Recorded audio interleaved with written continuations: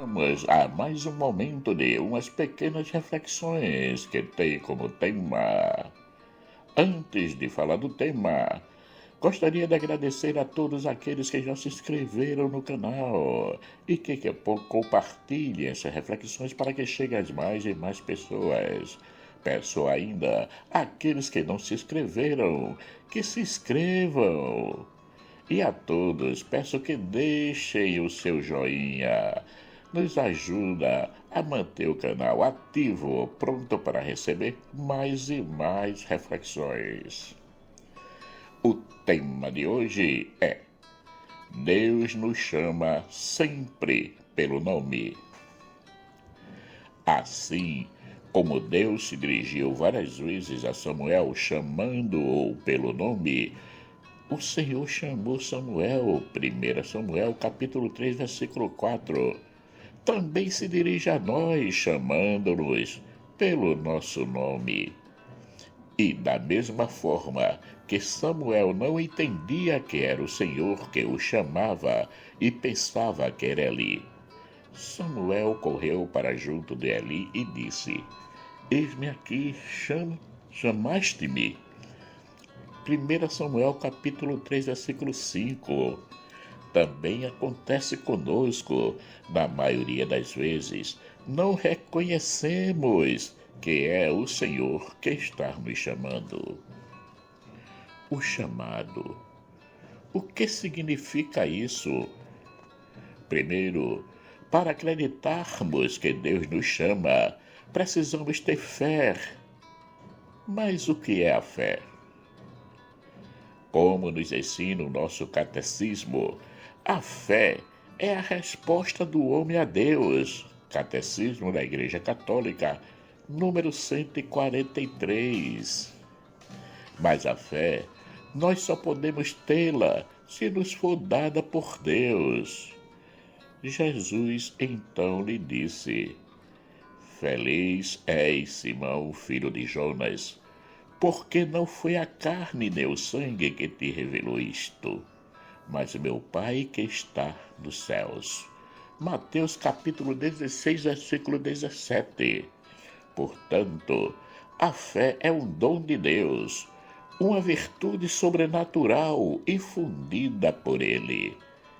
Catecismo da Igreja Católica, número 153. Logo, a nossa caminhada com Deus se inicia com um chamado seu, porque é Ele que nos escolhe e nos convida a viver em plenitude com a sua vontade.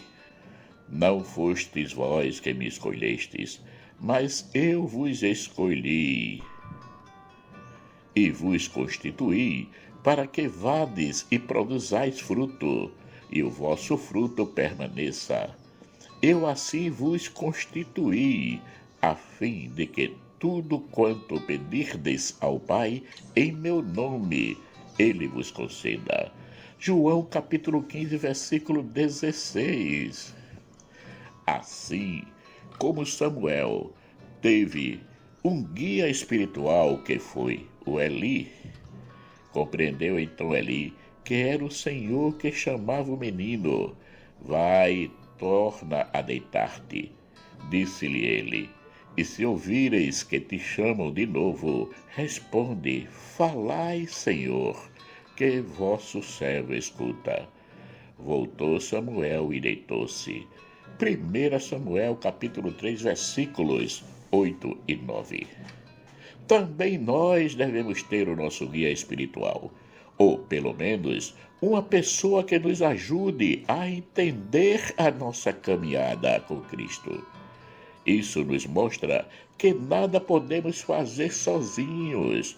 Precisamos do irmão, pelo menos para confrontarmos as nossas escolhas e atitudes. Contudo, essa relação com o outro deve ser verdadeira e não feita de qualquer maneira, com meias medidas, porque Ele mesmo nos prometeu: onde 2 ou 3 estão reunidos em meu nome, aí estou eu no meio deles. Mateus capítulo 18, versículo 20. Logo, não agimos sozinhos, mas com os irmãos e, sobretudo, com Cristo entre nós. Samuel levou a sério as orientações de Eli, e quando o Senhor o chamou de novo, ele lhe respondeu: Falai, respondeu o menino, que o vosso servo escuta. 1 Samuel capítulo 3, versículo 10. Por se colocar completamente à disposição do Senhor, Deus comunica a Samuel tudo o que pretende fazer e não só isso, mas o ajuda na sua nova divina aventura, permanecendo sempre ao seu lado. Samuel crescia e o Senhor estava com ele e não negligenciava nenhuma de suas palavras.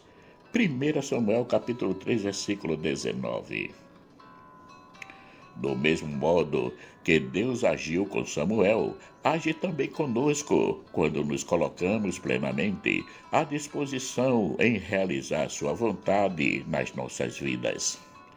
Ele, como já foi dito antes, está sempre nos chamando pelo nome durante o dia. São muitas situações que nos são apresentadas como oportunidades de darmos o nosso sim e dizermos: Fala, Senhor, que o teu servo escuta. Mas que oportunidades são essas que nos são apresentadas durante o dia? Em Mateus capítulo 25, versículos de 35 a 45, Jesus nos diz como podemos amá-lo cotidianamente. Tive fome, tive sede, era peregrino, estava nu, estava enfermo, estava preso.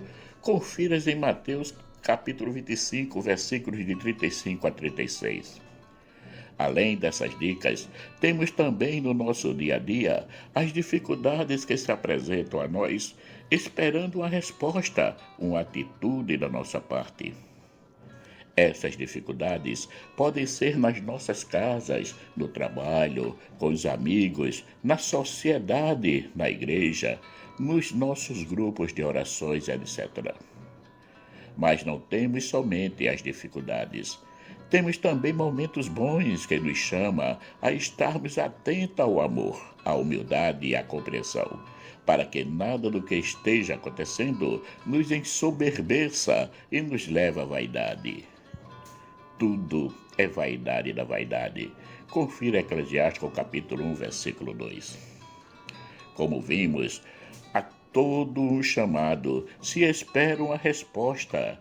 E Deus, quando nos chama, espera de nós uma resposta de adesão à sua vontade, que é nada mais, nada menos que vivenciarmos o amor. Portanto, não basta dizer: fala que o teu servo escuta. 1 Samuel capítulo 3, versículo 10. Mas é preciso lançar-se plenamente em Deus e na sua vontade, assim como fez Jesus, que foi obediente até o fim.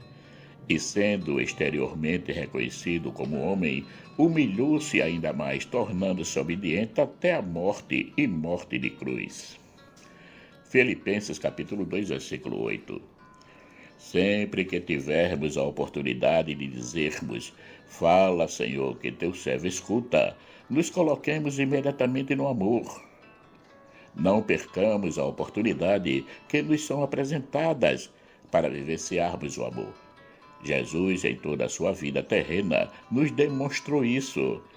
Em todos os instantes, seja qual fosse a situação, ele amou.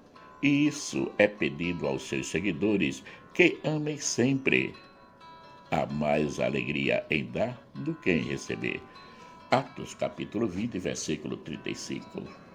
O amor nos deixa livres, nos faz sair de nós mesmos e ao encontro do irmão, nos aproxima cada vez mais de Cristo, nos faz vivenciar a humildade, a simplicidade e a bondade, nos deixa mais atentos às necessidades alheias, nos leva a reconhecermos que não somos nada e que tudo o que fazemos é por graça e dom de Deus, que através do Espírito Santo, que está sempre a derramar sobre nós os seus divinos dons. Agradeçamos a Deus por nos ter escolhido, mesmo sabendo das nossas limitações. Ele não valoriza o negativo, assim como nós, mas está sempre a acolher o positivo em nós, mesmo que esse seja mínimo, porque para ele um pequeno ato de amor é muito mais valioso que um caminhão de pecados. Existe uma dinâmica que nos ajuda muito quanto ao nosso comportar-se diante do irmão. A dinâmica é essa: temos um copo com metade de água. Podemos vê-lo de duas maneiras. A primeira é valorizarmos a parte que falta de água, isto é, valorizarmos o nada, o negativo, e reclamarmos porque tem pouca água. Isso significa que, mesmo tendo o esforço, nada foi realizado. A outra é valorizarmos a parte com água, isto é, algo que foi realizado, o positivo. É assim que Deus nos trata. Ele procura sempre algo de bom que realizamos, mesmo que seja mínimo, quase nada. E quem vos der de beber um copo de água porque sois de Cristo, digo-vos, em verdade, não perderá sua recompensa. Marcos capítulo 9, versículo 41. Que tal nós também passarmos a nos comportar desse jeito diante dos irmãos? Isto é, sempre que tivermos de dar um parecer do irmão, procurarmos primeiro o que ele sempre fez de bom e não colocarmos em relevo seus defeitos. Porque, como disse um dia Chiara Lubick, no amor, o que vale é amar. Chiara Lubick, fundadora do movimento dos focolares, nascida em Trento, na Itália, no dia 22 de janeiro de 1920. Marcos Laurentino. Caríssimos e caríssimas, chegamos ao final de mais um momento de pequenas reflexões que teve como tema Deus nos chama sempre pelo nome.